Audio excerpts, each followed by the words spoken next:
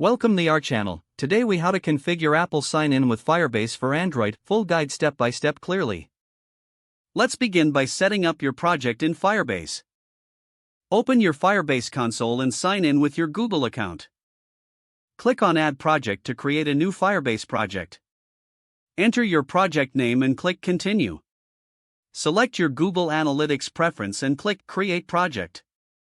Once the project is created, click Continue to open your project dashboard. Now, we will add an Android app to your Firebase project. In the project dashboard, click on the Android icon to add an app. Enter your app's package name, which is usually found in your app's build.gradle file. Add an app nickname if you prefer, and then click Register App. Download the Google Services.json file to your computer. Move this file to the app/directory of your Android project. Next, open your project's build.gradle file at the project level. Add the Google Services class path to the Dependencies section. Sync your project after making this change. Now, open your app-level build.gradle file.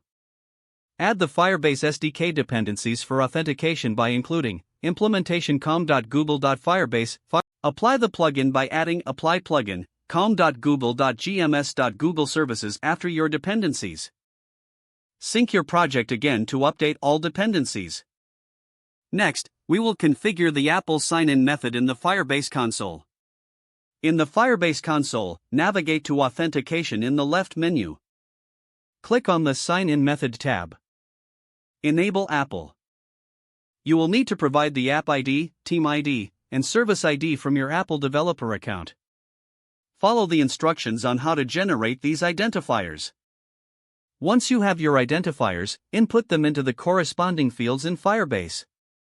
Now, we need to implement Apple sign-in in your Android app.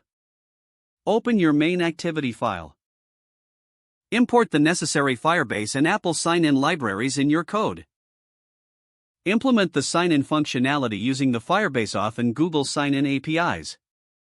Set up an on-click listener for your sign-in button. Don't forget to like this video and subscribe to our channel for more step-by-step tech guides.